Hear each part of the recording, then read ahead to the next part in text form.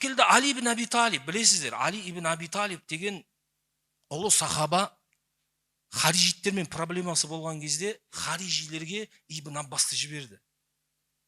Изхаб илейхим фахасимхум, оларға бар, олармен пікір таластыр. Ула тухажухум бил Құран, бірақ Құранмен пікір таластырма деді. Қараңыздар, Құранмен пікір таластырма бірақ. Сол кезде Ибн Аббастың өзі айтады: Я амир ал-муминин, ей мүміндердің әміршісі, Ана а'лам би китабиллахи минхум, мен Алланың кітабын оларға қарағанда өте жақсы білем. Фи буютина назал, біздің үйде түсті. Өйткені Аббас Абдулла бірге туған. Пайғамбардың әкесі мен Абдулланың әкесі бірге туған. Яғни сол біздің әулетте түсті бұл Құран. Мен жақсы білем бұл Құранды деген кезде Али данышпан ғой. Жоқ дейді. Білем, керемет, сен білесің, бәрін білесің. Бірақ инна лил Құрани ужух, өйткені Құранның ужухтары бар. Бір риуаят хаммалату ужух, Құранның бірнеше уәжихтері бар дейді. Нақул фаякулун, біз былай десе олар былай дейді, сол аятқа қатысты. Өйткені бір сөз Құранда, мысалға алайық, фитна сөзі болсын, мысалға дін сөзі болсын, рух сөзі болсын, Құранда мысалға 20 шақты жерде келеді. 20-ға жуық жерде келеді, 20 жерде 20 түрлі мағына береді. Әр контексте әр түрлі мағына береді.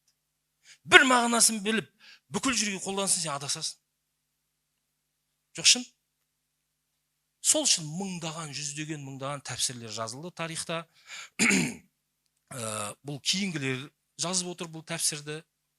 Бізде білесіздер, Ибн Аббас ол номер 1 тәпсірде, оның шәкірттеріне жүгініледі. Содан кейін Ата ибн Аби Рабах, Таус бин Кисан, Саид бин Жубейр секілді муфассир табииндер бар, оларға жүгініледі. Сондықтан тәпсір ілімі, жалпы Құран тәпсірі бұл өте күрделі.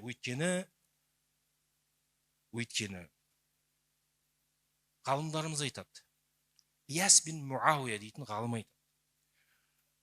Кімде-кім Құранды оқып, бірақ тәпсірін түсінбесе дейді, патшасынан хат келген қауым, бірақ үйінде жарығы жоқ. Түнде хат келген, патшалары бір қауымға хат жібереді түнде, бірақ оларда шам жоқ.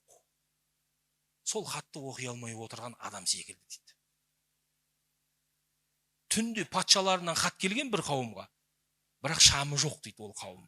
Тәпсірін білмеген адам Құранды, яғни бұл ғалымдардың сөзі, шамы жоқ түнде адам секілді дейді. Сондықтан Құранды түсіну өте маңызды. Жалпы дінде білу емес, оқу емес, ең маңызды нәрсе түсіну. Фақиху фиддин, фиқ дегенне түсінік. Сол секілді пайғамбар саллаллаху алейхи ва саллям не дейді? Дінде терең түсінік береді. Сен 27 жыл оқып келе бер, бірақ түсінбесең, не істейсің, адастырасың. Түсінік керек, өте маңызды.